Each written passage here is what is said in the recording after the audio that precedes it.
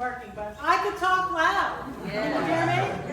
Okay, so it was my distinct pleasure to be able to write, along with Joanne, this show for our charity. And I can't even tell you how excited I am that they get a chance to perform for their family and friends today. It's just so exciting. During one of, two things I have to tell you. During one of the rehearsals, when they first put on their costumes, I said to them, you know what, let me hear your backstories. And they came up and they did a backstory. It was just such a magical moment. Because when you put on your costume, if you're in a production, the minute you put on that costume, you know your lyrics, you know your song, you know your lines, and the magic starts to happen. You know, that alchemy that happens to actors, you hear about it all the time. And that happened to them. And their stories were so awesome that you get a treat to hear them today. We did have to cut them down a little, but they're fabulous. You're going to love it. It was my favorite thing. Another thing that happened during notes, which they loved. I know they love note time. And they said to me, we don't want to stop doing this. We want to keep doing this. Not just for the gala, but for forever. I mean, some of them have, this is the first time on stage for some of my actors, and it was just such a joy to watch them. I've been doing this for more than 30 years, and to see them get that feeling that I had when I first started doing theater, and you get that bug. You want to do it all the time, and that's how they are. So, we now have the birth of the Renaissance Players. Yeah. And we'll be doing further shows, and I'm so excited. Our first meeting is next Wednesday, and we're going to set directions for our group, and I'm just so thrilled about it. And so hopefully you'll be coming back to see more productions. So right now, I want you to hear our wonderful cast backstories. Thank you very much.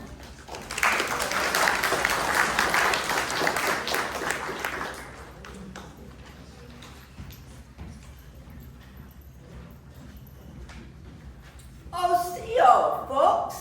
That's Cherokee for howdy, folks. My pappy, Ezekiel Zebulon, he was a dreamer, a schemer, and a Jim Beamer. And he decided when he heard about that gold rush out in California that he was going to take the whole family out there in those prairie schooners. Except one day something happened and we was abducted by them Indians out there in the desert on the way out to California. And I woke up and I was in a wigwam. And some woman, she done told me she's my ma squaw. And so I grew up with Snapping Turtle. And Snapping Turtle, my mammy, she was a great storyteller. Everybody in the tribe had their, their expertise in something. And my mammy, she done taught me how to be a great storyteller. And sometimes the stories were true, and sometimes there was a little far-fetched. Anywho, I love my mammy, and when I got to be a little bit older, I used to get chased by a guy whose name was Black Bear, only they changed his name to Running Bear once he started chasing after me, because he was always after Silverface. That's what they called me, because my hair was kind of, platinum blonde and all of that. Well, anyhow, I only got 2 minutes to speak to you, and if I go on any further with this story, they're going to take one of them crooks and drag me off the stage. So I'm going to ask you, next time we have a meeting like this, to come back. I'll tell you some more of my story. Have a good time.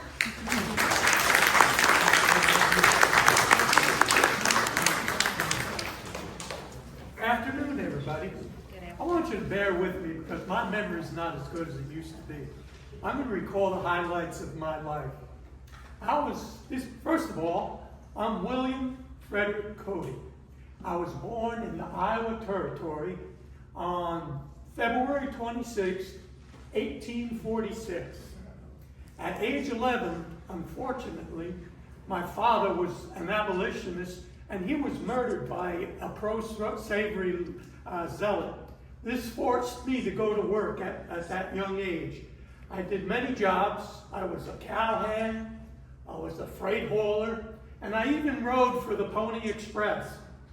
At age 17, I enlisted in the 7th Kansas Cavalry Regiment and fought in the Civil War. After the Civil War, I married Louisa Frederici in 1866, and we went on to have 4 children. I went back to the Army, and I was a Chief Scout, and I fought in the Indian Wars, and I was awarded the Medal of Honor. Shortly after that, I worked for the Kansas Pacific Railroad, and I provided buffalo meat for their workers, and that's how I got the name Buffalo Bill.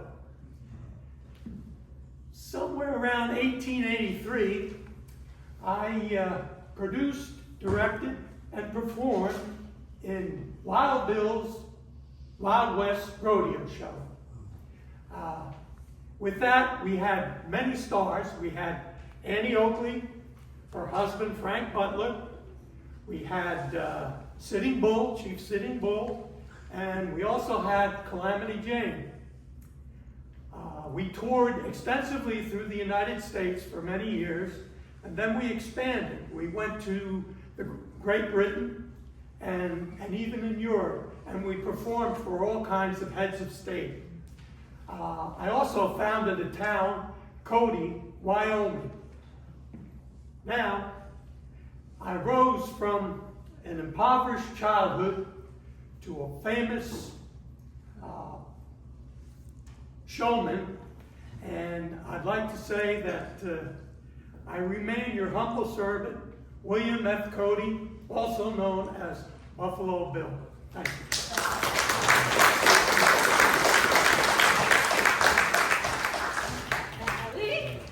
My name is Anna Oakley, and I am proud to be here today because I grew up in a family of all men. And you know, when you're in a family of all men and you're the only woman, you gotta find something to do to stand out. So, you know, Daddy is proud of you while Mom was making dinner in the kitchen. So I took up sharpshooting. And as I took up sharpshooting, I actually was pretty good at it. And along the way, I fell in love and married my husband, Frank Butler, and we became part of the Wild West show with Buffalo Bill. So you can start to see a connection here. And you'll see in the show today whether or not my shooting lives up to its reputation. But we ended up joining the show and had a wonderful and successful career. And I was able to support my family, and my daddy was just so proud of me anytime I went out for a contest, and even showed up at a couple of the shows. So I was really happy about that. It's really good to see y'all today, and I hope you enjoy the show, and the show may enlighten you a little bit more about my character. So have a good day.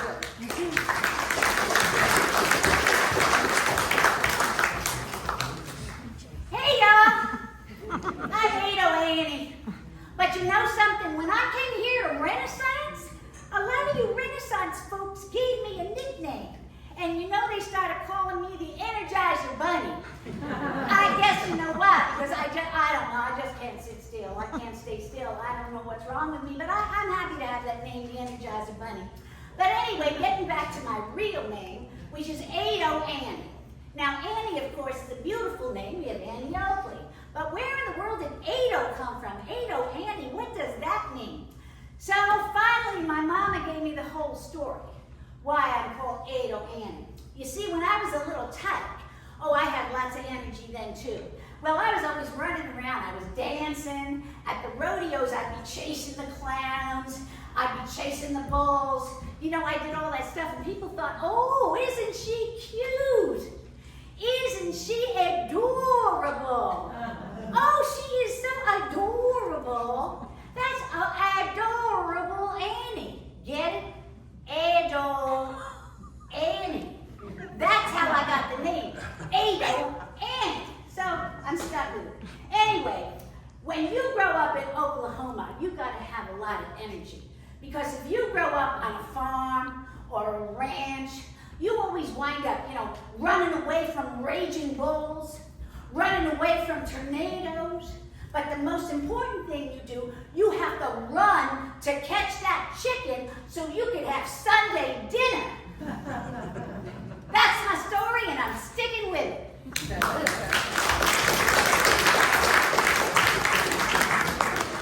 Well, my story is different because I'm going to tell you a true story. And this really is a true story. Well, 98% true. Okay. Many, many years ago, when Larry and I were first married, we went on a trip to the Canary Islands. And we went to a nightclub. And after having a drinking contest at the nightclub, which I'm proud to say I was the winner, to give you a little idea about my state of mind, they announced that they were going to have a show. So we escorted everybody over to a bull ring. And they asked we need a volunteer for a little lady to come fight a little baby pink bull. And that sounded so cute. I said, oh, I could do that. Oh, I'll do that. And he's laughing. That's my wife. Okay. They bring me to the bull ring, put me in a matador's outfit with a cape and with a red cape to chase the bull. And I'm thinking there's going to be a little pink bull that's going to come out. No. Out comes this very large, very gray bull with horns, and it comes chasing me. And I'm thinking, holy, I got to get away from this. And I think, what am I going to do now? And just then, I'm thinking I'm fearing for my life. And just then, a rodeo clown on a horse comes and picks me up and puts me on the horse and saves my life. And that's when I decided my life goal would be, I want to be a rodeo clown.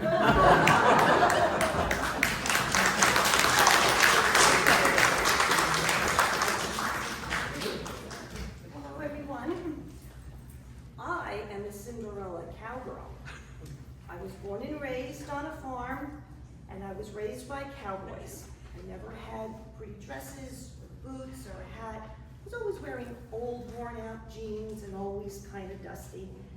And one night, when I was sitting by myself at my campfire, looking under the stars, drinking my coffee, and eating a plate of beans on a tin plate, I hear a horse in the background, all of a sudden coming up to me, and it was my fairy godmother. She looked down at me and said, Cinderella cowgirl, you need to be in a rodeo show. I'm gonna make you a star. So she swooped me up on her horse. We rode into town. She dusted me off, gave me this pretty dress, new boots, and a new hat, and here I am in a wonderful, wonderful rodeo show. And if you're just happening to wondering who my fairy godmother might be, well, I will tell you. It's Marie.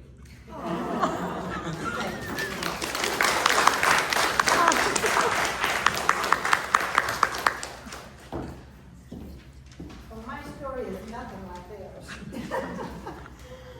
My name is Ellie Mae, and you think I have a southern accent, but I've been in New Jersey for so long, and I've just got a New Jersey accent now. I grew up in Pride, Louisiana, and for those of you who don't know, that's near Baton Rouge. You may know me from the 1960s sitcom, The Beverly Hillbillies. That's where the name came from, not necessarily me. My dad started rich with oil, and we moved from a very small cabin to a large house with a cement pond. For those of you who don't know what a cement pond is, lately and now it's called a swimming pool. I myself never knew how to swim and still don't. But I always loved animals, especially critters, and in some cases I prefer them to people because they don't talk back. When I was younger, I had what some people might have called a pin-up figure. It's gone. I don't think I'll ever see that day. And you can see for yourself how glad, and I'm so glad you all were able to come and spend the evening or the afternoon with us. I hope you enjoy the show. Everybody worked so hard to make this a fun event. Thank you again for coming.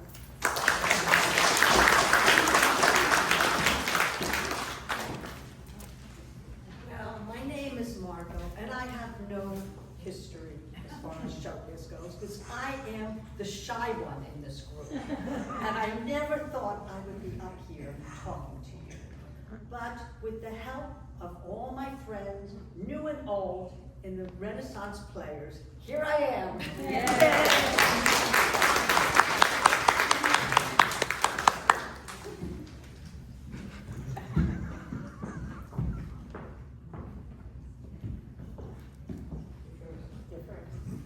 Well, hi, y'all.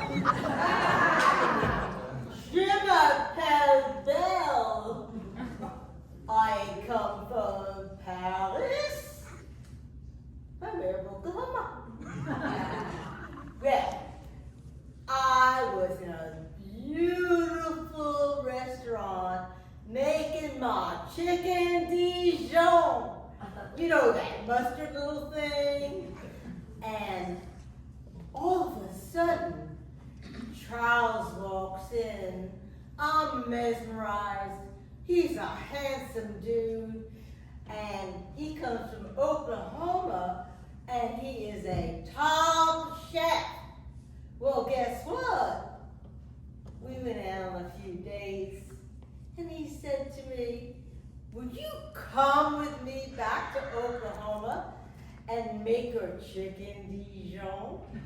Well, I said, guess what? I think yes. So we took a beautiful cruise ship back to the States. We got settled, but lo and behold, 3 weeks after we were settled, he decided, oh my goodness, there's a gold rush in southwestern California, and I need to find my riches. Well, I sold the place, I was distraught. And then suddenly, I went to my mailbox, and a big check. He struck it rich. But more than that, so did I. And now, Miss Kitty, here's a check for our enterprise. But wait, there's more. Well, folks, I'm a Jersey girl. I was born and bred in Jersey. I lived in Patterson, New Jersey.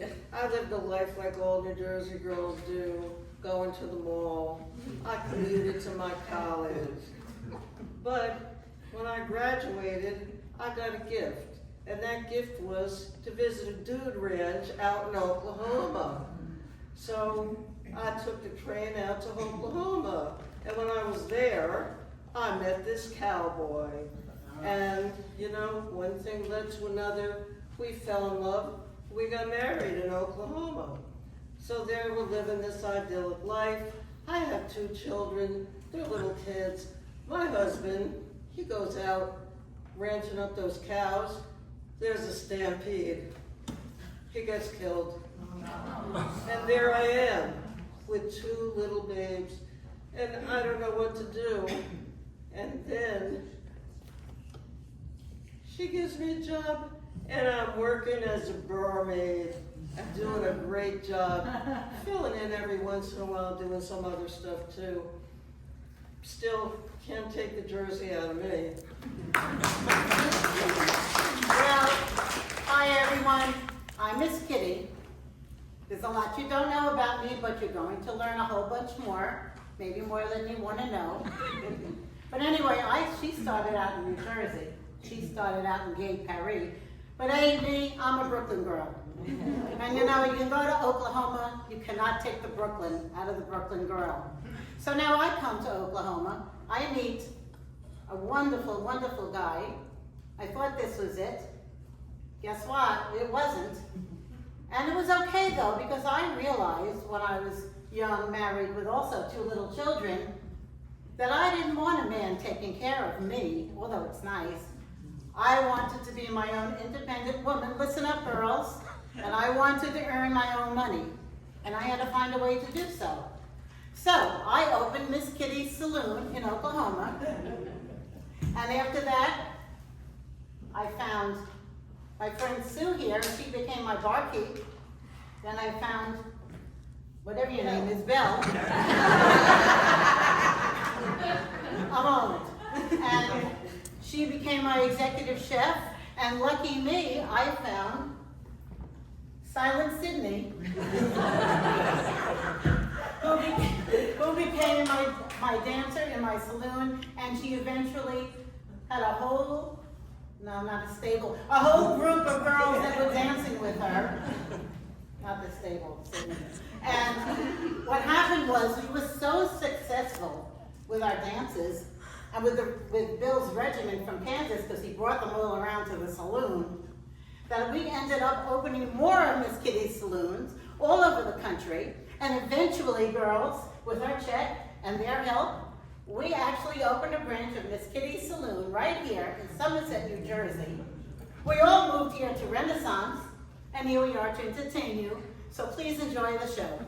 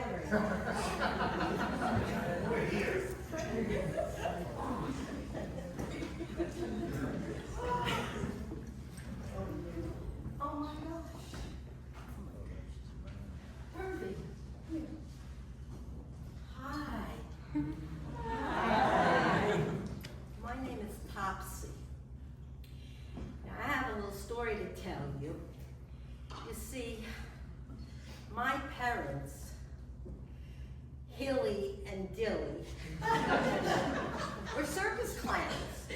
So I was born in a circus. And everything was fine for a couple of years. Then, one day, one of the clowns ran away. My parents, Hilly and Dilly, said to me, "Popsy, you are going to replace her." I didn't want that. I didn't want to be a clown. No. Yes. So I had to listen to my parents. So I became a clown. That was not a good time for me. I was so unhappy being a clown. And that lasted a couple of years. Now I know you all heard about people who run away from their families to join the circus, right? Well, I ran away from the circus to join a family. Yes. And I was happy for a couple of years. No clowning. One day, there was a knock at the door. I opened the door. Hilly and Dilly, my parents, "You're coming back to the circus with us." I did not want to go, but I had to obey my parents, so I went. I was so unhappy, so unhappy, until one day I met Turvy. Turvy and I fell in love. Where are you? Turvy and I fell in love and got married, and things were great, right? Right. Most of the Very time. good. Most of the time. Do you want to tell them anything? I do. If you think we look funny, you guys should see my kids.